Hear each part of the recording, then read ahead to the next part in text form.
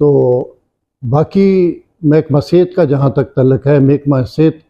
के सीईओ जो थे उन्होंने ब्रीफिंग दी कि हमारे आरएचसी थे, कितने तहसील के हॉस्पिटल हैं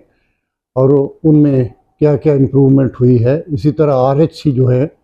उनके हवाले से उन्होंने बताया कि हमारे कितने आउटसोर्स हुए हैं, कितने अभी बकाया है। जो बकाया है उनमें फंड्स के अदम दस्तयाबी की वजह से वहाँ पे काफ़ी मसाइल हैं। और बीएचयू जो है किस हद तक बीएचयू जो है वो आउटसोर्स हो चुके हैं।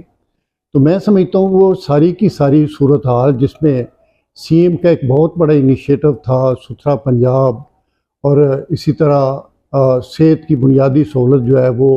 जगह जगह पहुँचाने के लिए,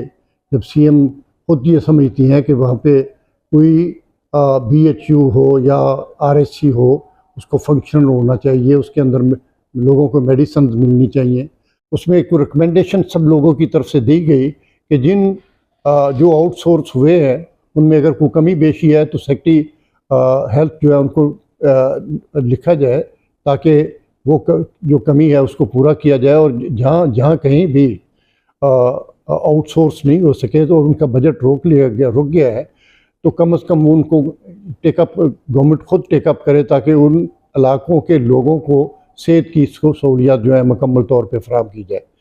इसी तरह जहाँ तक वापडा का तल्लक है, क्या इसमें आपने राय दी थी जो महकमा हेल्थ के हवाले से कि जो आउटसोर्स हुए हैं आरएचसी या बीएचयू, उनमें जो मुतल्लिका अरकान असेंबली हैं उनको भी ये ऑथराइज किया जाएगा, वो भी जाकर विजिट करें उनका और चेक करें? जी बिल्कुल, मैंने भी ये बात कही है। और